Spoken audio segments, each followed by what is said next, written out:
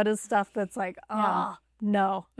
Honestly, diet culture, bounce back culture. Those are like probably Get your body back. Yes. Or Yeah. like, here's the next diet that's going to get you where you need to be. Yeah. The more extreme ways of working out that actually kind of do end up leading to burnout. You stop, we see like, sometimes your body doesn't do well. Like we see the adrenal glands shut down, or we see different things to where it's like your energy levels just tank. Millions of women are living with pain, discomfort, and silence, told that it is just a part of life. It doesn't have to be. This is Healing at Your Core, where pelvic floor physical therapist Bree Allred brings more than 20 years of clinical expertise to the conversations women deserve to have. Real answers, real healing, no shame. And now, your host, Bree Allred. Welcome to Healing at Your Core. I'm Brianne Allred, and I'm so excited to introduce you to our guest today. This is Alicia Wood, and we've known each other now for about 1.5 years. And I'm so excited to have you listen or watch this conversation and to see what you can learn from it. So, Alicia, go ahead and introduce yourself. Tell them a little bit about you. Okay, well, first of all, I'm so excited to be here and excited to have this discussion with Bree. Bree is my boss at Allred Pelvic Health. And like she said, I've been working for her for a little over 1 year now. And it has been honestly life-changing for me to work for Bree. I've been able to create a business that is based off of not only my values, but they mesh so well with our mission and our values at Allred Pelvic Health, and just our mission to help women to feel their best and to reduce their symptoms and to feel strong. And so it's been such a pleasure being able to work for Bree. So I am a certified personal trainer. I also have a couple of different certifications. I'm certified as a pregnancy and postpartum fitness specialist, as well as a menopause coaching specialist. So just trying to help women in all the stages of life. And along with that, the pregnancy and postpartum and menopause certifications, I have some knowledge of the pelvic floor and how that works while you are exercising, specifically lifting weights, and how I create all of my strength training programs to be very pelvic floor friendly. I work alongside Bree and one other doctor at Allred Pelvic Health to make sure we work together to help you to have not only a strong body, but a strong pelvic floor. It's been a fun, kind of unique collaboration and working, and we move a lot of women into more wellness services with Alicia, so that we find that our clients keep their gains and are able to kind of take it just even into more of their regular workouts and have some kind of step down where Alicia's there watching and programming and doing different things. And it's been really fun to educate and bounce ideas and do different things there. Yeah. So fun. What other questions? So what made you decide to get like a pregnancy postpartum certification? What led you down that road? Yeah, great question. So I always had pelvic floor issues, honestly, for as long as I can remember. As a teenager, I dealt with leakage during track season, and I had urgency as a teenager. And I remember being like, is this my life? Is this normal? And I didn't have anybody ever tell me it wasn't. And then I had babies, and it got much, much worse. And I got to a point where I was like, I have to be a part of the solution. And I wanted to be. And I always wanted to become a certified personal trainer. So once I got the certification of the personal training, then I was like, I want to go into this area. And so I went and searched the web, found one of the best ones I could find as a pregnancy and postpartum fitness specialist, and got that done so that I could not only help others, but help myself in the realm, especially of fitness and strength training. Yeah. We teach what we've learned, right? And what we've experienced. And I think that fuels our fire a little bit more. Oh, absolutely. So, yeah. Tell me, let's say, like, what was one of the What are some of the most common mistakes, I guess, that you see women make when working out that could be less than ideal or maybe a little bit more detrimental to their pelvic floor? Well, I mean, I think kind of one of the most obvious ones is when people leak when they are exercising. And that's a common, I think, thing that people try to normalize. Yeah. Right? It's a common side effect. We'll say Yes. that. That's a common side effect of Mhm. having children. Yes. It's a common Mhm. symptom of pelvic floor dysfunction. Yeah. And again, Mhm. here's Bree's tagline, what's common is not normal. So we're gonna kind of challenge that to where it's like, it's not normal. So stop accepting it as normal. I often hear women joke about how I only wear black leggings so that they can hide if they pee their pants a lot. Or they have to wear a lot of like sometimes multiple pads, like go change it throughout their workout, or little things like that that we think is just something you have to live with, or that it's just normal. And don't Right? mention the ones that choose not to go to exercise class because of the leakage Yes, too. yes. Right? It's like all of a sudden now we're switching this from just a pelvic floor issue Yeah. to like an overall health issue. Yeah. They avoid things that they love because it becomes an embarrassment and they're not sure what to do.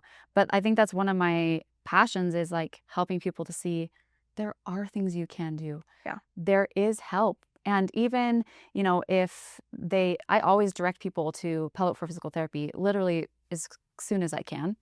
But more than that too is just like there are little things you can do during exercise that just help support you a little bit more if that is something you experience.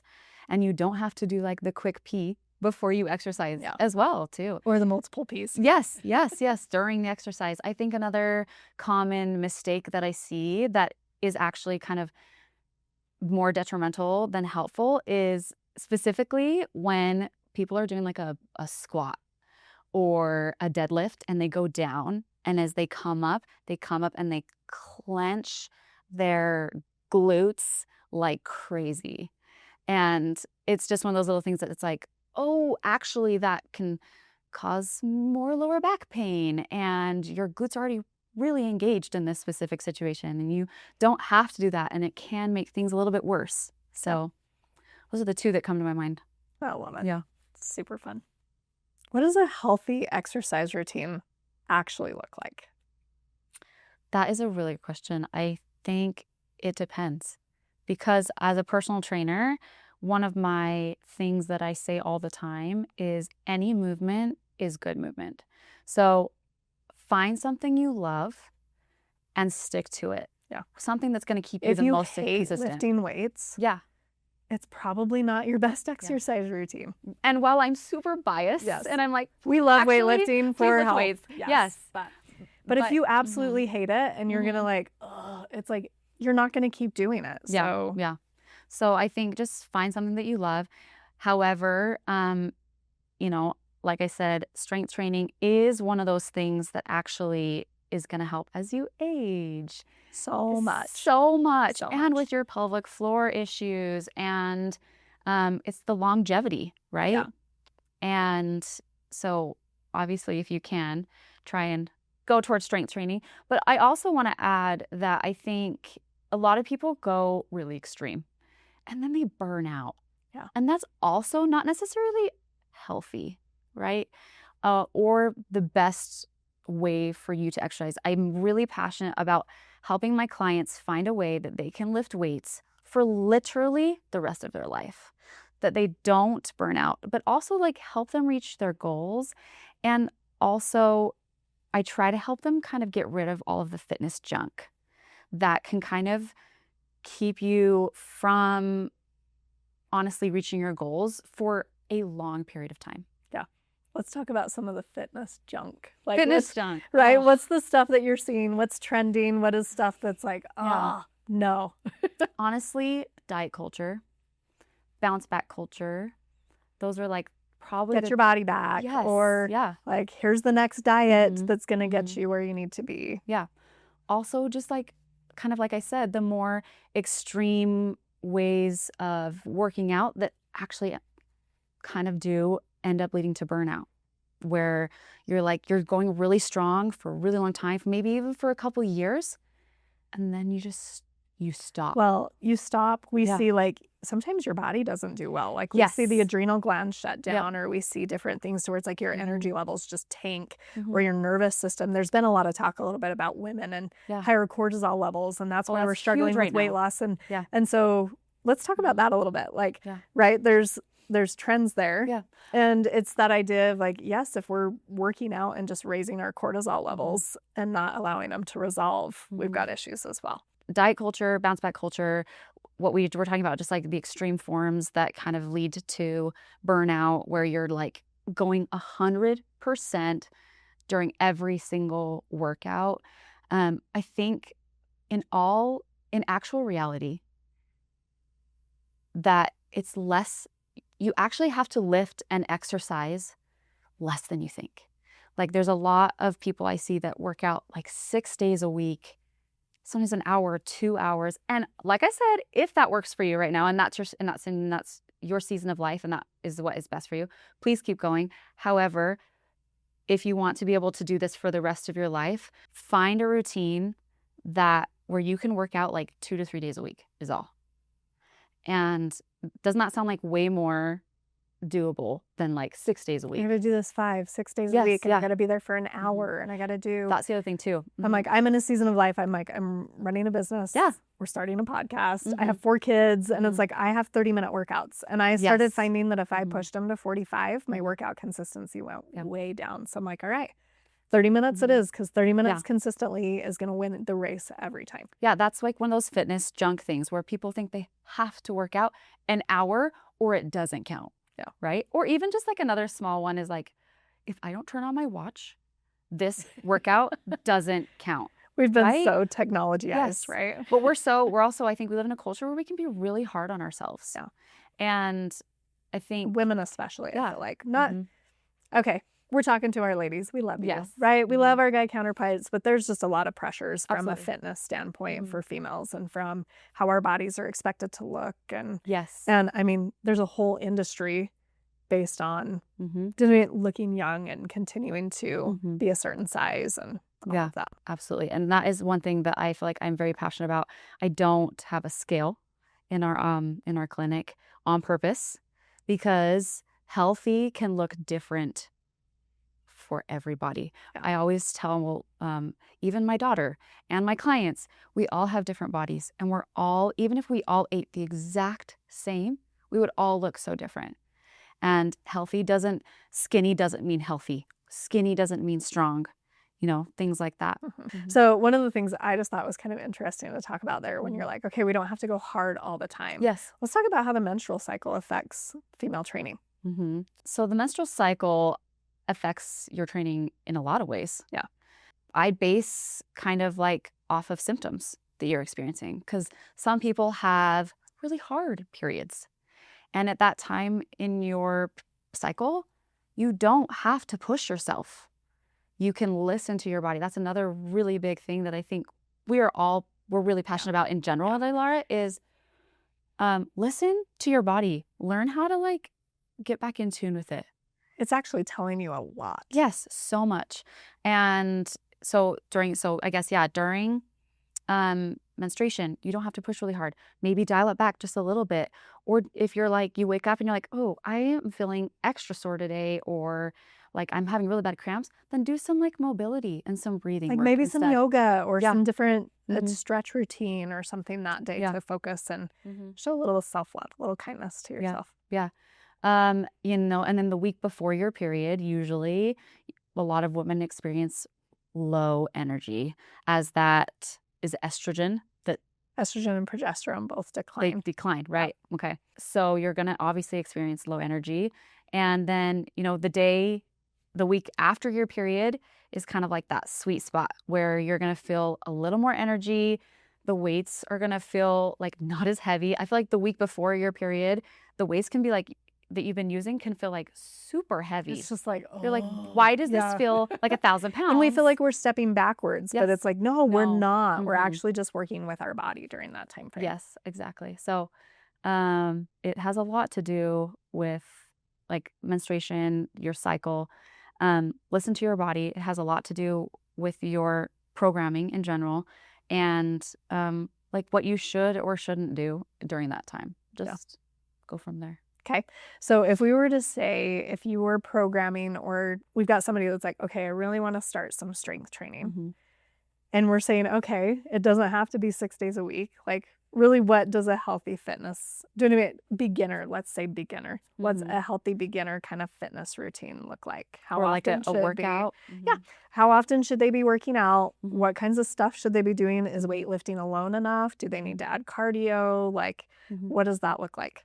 If you're a beginner, let's start just there. starting, like, I've not really done much exercise, or I've been inactive. Maybe just my activity has been like kids. Like, what would I want to do? Yeah.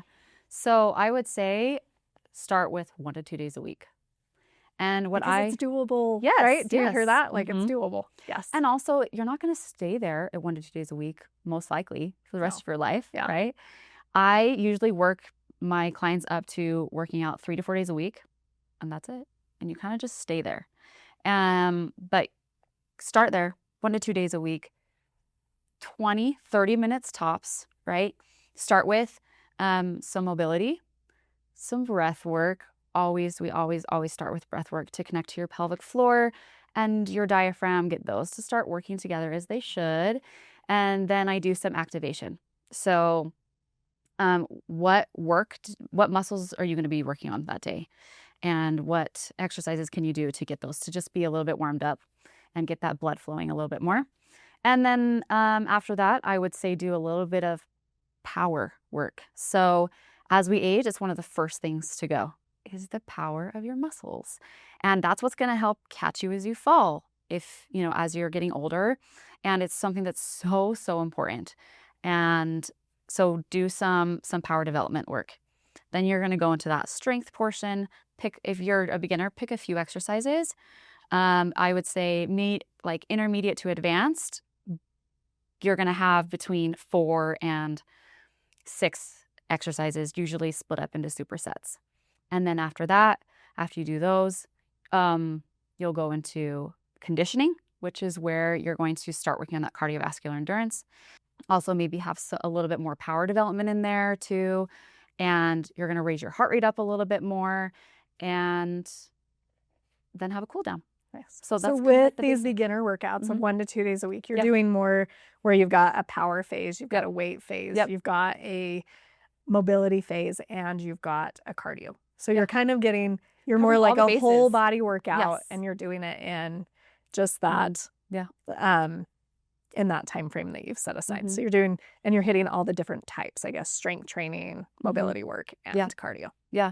I think a lot of people are like, oh my gosh, I have to do so much cardio to like help my cardiovascular endurance. And it's actually one of those things where you can just like do like a couple exercises along with your strength session. And it really does slowly build over time. I love it when I have a client who comes in after they've been working with me for even a couple weeks or a few months. And they're like, I went on a hike and I wasn't winded. And I'm like, well, number 1, you're stronger. And number 2, we've just slowly built up your cardiovascular endurance. Like, you don't have to go out unless you want to, please, by all means, go out and run 3 miles to build that cardiovascular endurance. It goes back to that, like, what do you enjoy? Yes. What's your preferred method? So running's not bad. That's one of our, no, and like one of our things at Ilara, we're kind of like a middleman, I guess you could say. We're moderation in all things, to where could even say in the pelvic floor world, you've got the like, do I do Kegels, or Kegels bad, right? And I'm like, well, we kind of fall. Kegels aren't great for some people, and they're actually exactly what some people need. So it's that middle ground of like, find what you like. Right? And find this just happy medium of where things are. Yeah, absolutely. What should postpartum women know before returning to exercise? Oh, talk about like fitness myths and stuff like that. Okay. So number 1 is, before you start exercising, I want you to just breathe. Like, just start with some breath work. And also, like, give yourself so much grace. You just pushed out a whole human, possibly more than one, right? I think that in general, our women population that we talk to, give yourself so much more grace than you do, okay? And then also just that I know it's hard being stuck inside, and maybe this is your first baby and you feel like your body feels foreign to you and you just want it back and you just want to feel like you did before you had babies. And the reality is that your body will heal. You are not broken, and that it's okay to start slow. It's okay to start small. I think that's something I not only do with my postpartum clients, but also like with all ages, is we start slow. We start your body right where you're at that day, and we slowly, progressively build on that to build actual strength that lasts. So I would say start with some breath work, light mobility. Wait. If you start walking, wait maybe a couple weeks, then start with a 5-minute walk, because it's actually really hard on your pelvic floor. Bree can talk about this, I'm sure, it is for a long time. But because it's that, that constant pounding. It's constant light impact. It's the straw that broke the camel's back, right? It's that repetition of small forces over time that can add up. And we're not trained to say don't be mobile. Absolutely. Right? Because like walking is good, but it's just, I think really important is the progressive nature that we talk about. Like you meet your body where it is. And then you build on that, because we see so many people that it was like, well, I was doing 30-minute walks before. And it's like, but when did you start noticing that you weren't feeling great? And it's like 5 minutes in, and it's like, then you should have walked for 5 minutes, because that was your body telling you that this is where it needs you to be, where it's meeting its appropriate levels. Yeah. We see so much injury come from pushing your body or doing too much too quick. Fast. Yeah. Yeah. Also, please don't like jump right back into high intensity. Yeah. We do see that often, where you're just like, I want to do something, and you're not sure where to start. That's the first thing. I hear that a lot. I don't know where to start. And that's why I say start with some mobility, start with some breath work, build upon that. Pay attention to your symptoms. Yeah. Go see a pelvic physical therapist about 6 weeks, or if not earlier, right? Yeah. Depending on what's going on. And then we can build on that. Yeah. We really, and granted, it's very individualized. I think that's one of the keys, I guess, is getting some in-person care rather than just purchasing online programs per se. Not that online programs are bad. Like they do have reputable people behind them. They've got things there, but there's just something for knowing like this is where you are right here. And this is probably where you should start. Because if I have a mama that ran a marathon at 8 months pregnant, she's likely going to start out way different than somebody that was on bed. Well, 100% way different than somebody that was on bed rest for a month before delivery. So it's everybody's individual, and there's going to be people that it's like, yeah, your body's ready for more quicker. And there's going to be other people where it's like, whoa, we got to dial this way, way back, because we're totally making things worse instead of helping your body right now. Yeah, I was going to say that too. And just that it goes back to the thing that we were talking about earlier. Yeah. Listen to your body. Like yes, it will tell you if you'll just take the time to listen. Like, so if you go for a walk and you're super, super, early postpartum, a couple days postpartum, and you notice more bleeding. Oh, okay, that's your body telling you need to dial it back. Maybe just do a 2-minute walk and then build up to that, you know? So just that gradual progression is huge. But finding the right starting point. Yeah, but I do like what you said about it's very individualized for sure. Like some women can come in and they're like, ready to go based off of what they did before they had the baby, and what their strength level is already at. That's where it can be hugely helpful to do strength training when you're pregnant. Yes. As well, because I always give the analogy. I tell my clients, I'm like, there will be a drop just a little bit postpartum, because we've had hormonal changes. You just delivered a baby, didn't mean, or had a major surgery. I guess you could look at it like vaginally. Actually, from insurance classifications, is still classified as a surgical diagnosis, which was just, I don't know, informational to me, because we don't necessarily think of it as a surgery, but it's like you got something in your body out of your body, right? And then if you do a C-section, that's a major abdominal surgery. So there is going to be some drop. We know that. But the drop is somewhat predictable within a range, I would say. Yeah. Somewhat predictable. And yes, how did your delivery go? There's factors that affect that, but we still have you went in here, we're going to see a drop, right? To where your levels here. But if we go in here we still get the same drop, but can you see the difference on where you're ending up because of where you started? So it can be, I don't know, just a pitch. I'm like, sounds terrible, right? That we're both passionate about, but it's like there's huge benefits to remaining active and being strong while you're pregnant as well, because it's going to change, do you know what I mean, the health of your tissues and your strength and things going in, and will have you end up at a different place postpartum as well. Yeah, and that reminded me of another fitness myth. Yeah. That you can't strength train during pregnancy, or that if you didn't strength train before you got pregnant, that you can't pick it up and you can't start. Yeah. I see that. Well, I think that's a general recommendation of the doctors of like, well, if you were doing it before you got pregnant, you can usually safely do it while you are pregnant. And I'm like, obviously we're not going to want to go like snow skiing, right? If you've never been snow skiing, maybe when you're pregnant, it's probably not the best place to or time to try that. Right. So there is some situations where that holds true, but strength training, I would agree. Yeah. Well, and that's why we apply that progressive overload, even in pregnancy. If someone comes to me and they didn't really do a lot before, we're going to start their body right where they're at and in their pregnancy, base it off of the trimester, all the stuff, and then slowly build on that. And there's so many benefits of strength training during pregnancy that go into the delivery part. So many. I tell my clients, you are training for a marathon right now, right? And obviously the finish line is birth, but you need to train for that birth, right? Yes. And prep your body. And one of the best things you can do, you got to be strong, or hopefully, feel strong during birth, and strength training is a really great tool for that. Agreed.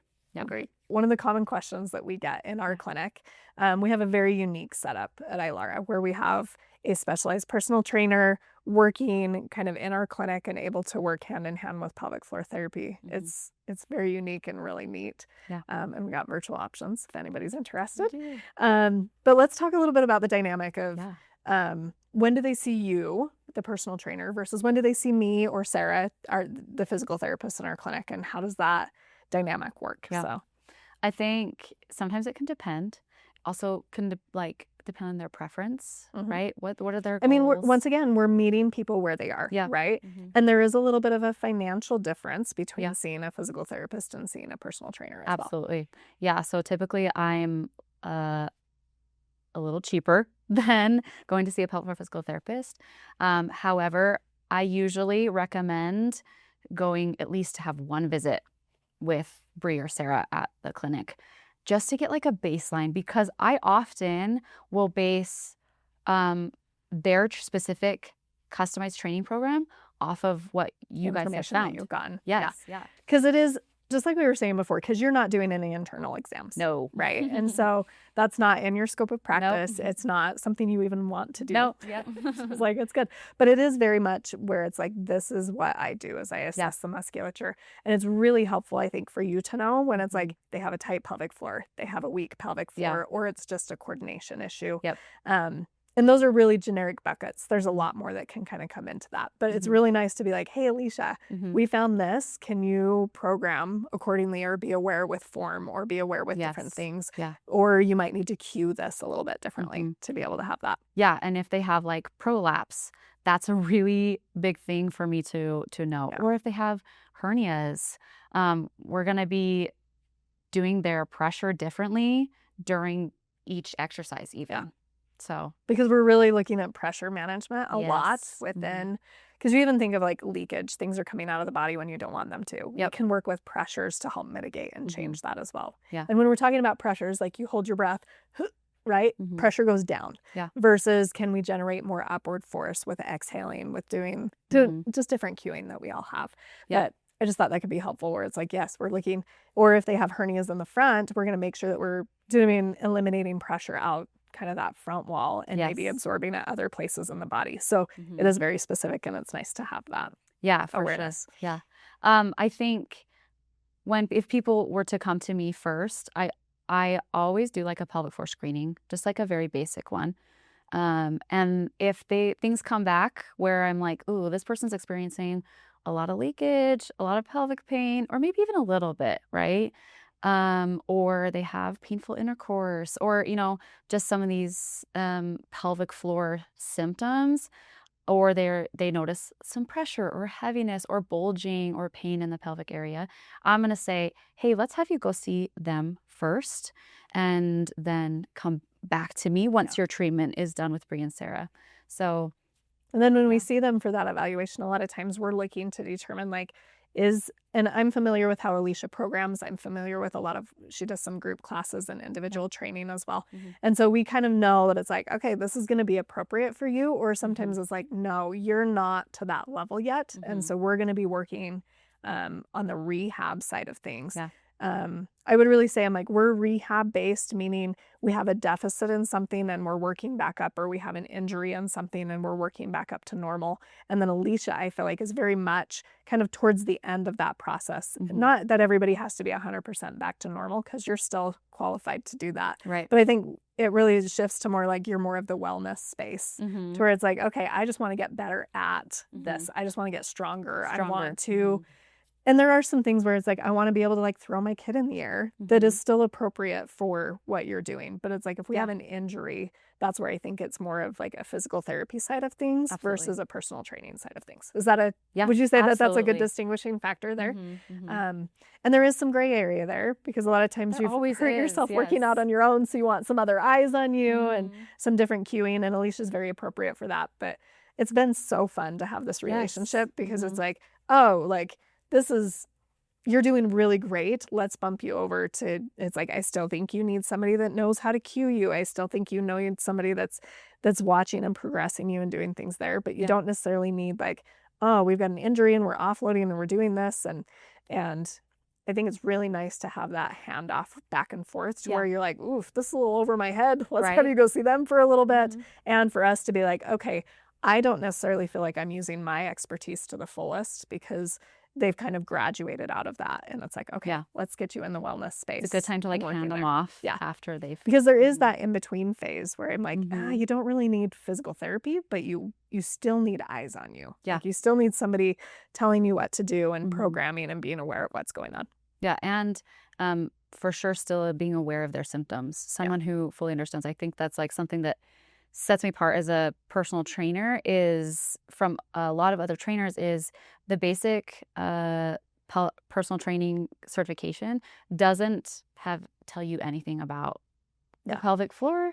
And sometimes things can happen where if you had someone who had a little bit more knowledge about the pelvic floor and your symptoms and what's going on, that it could have maybe gone a little differently or been avoided. So, and it's just you'll find this in any space. Absolutely. Like, not all providers are created equal. Not all trainers are created equal. And so this is one of, I don't know, we'll get on one of my soapboxes a little bit, that it's like, oh, I've already tried physical therapy. It didn't work for me. And it's like, or was it just not quite the right fit for you? Or was it a pelvic floor issue and you saw a spine specialist?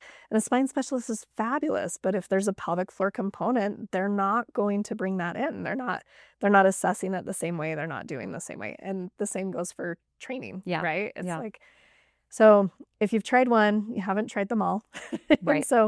And sometimes it's even just a personality fit. We found that in our clinic too. Just with providers, like some personalities fit better, and that's not a bad thing. They actually did a research study which surprised me, but the number one factor whether someone got better with physical therapy or not was whether they liked their physical therapist. Oh, I believe it. To where it really came down to that trust relationship, and it came down to the fact of like, I trust that you know what you're doing, and so I therefore am going to do what you say. And I'm going to, you just go into an environment, and I'm like, we've all felt this, right? You go see a doctor and you're just like, oh, like we just did not jive at all.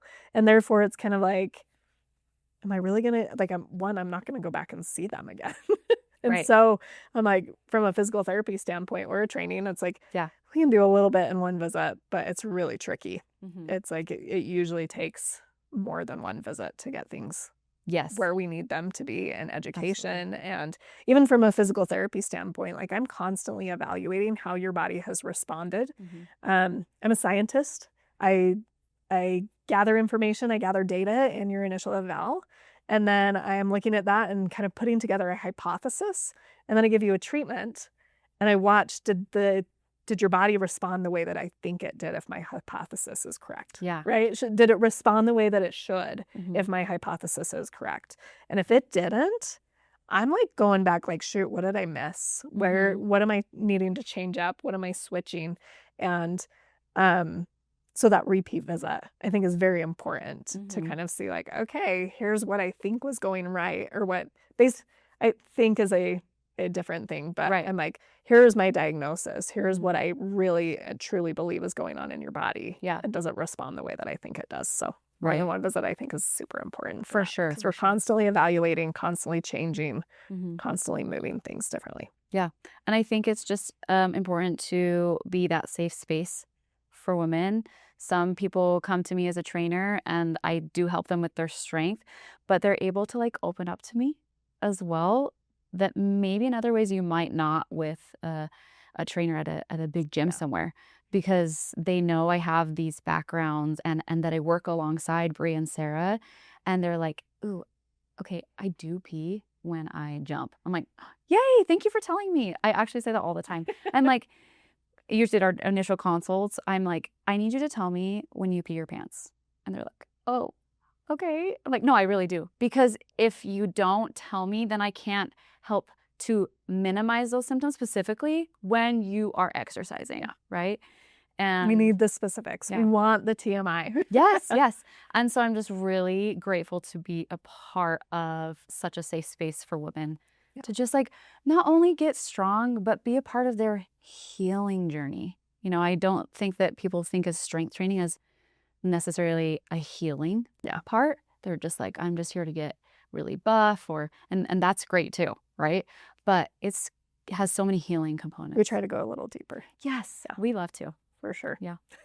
No pun intended. That's true. Right. But it's one of those where it can be kind of funny. I'm like, can you imagine? I mean, you just go to your gym and there's trainers. Yeah. And you're kind of like, okay, I want a female trainer. Great. But they're not going to ask these questions. Yeah. They're not going to be asking you, like, do you leak with that? How did that, do you know what I mean? Like, how'd that fill in your pelvic floor? Yeah.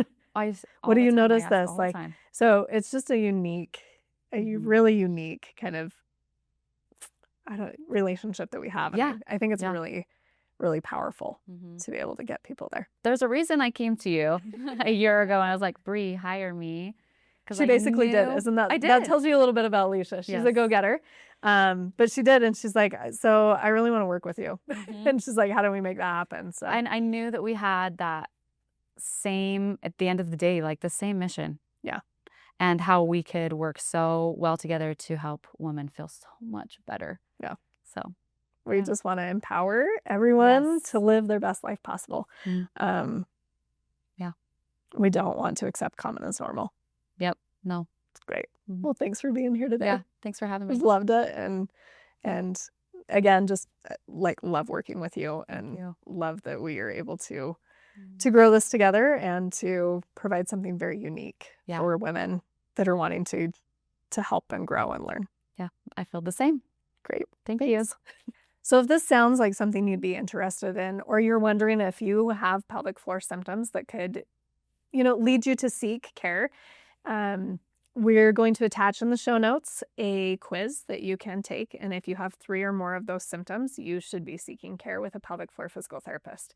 We also offer some virtual coaching and some virtual personal training, and you can find us at ilarapelvichealth.com. Millions of women are still waiting for someone to take their symptoms seriously. You found this show. Share it. New episodes of Healing at Your Core release every week. Evidence-based, non-surgical, and built around one belief: you do not have to live with this.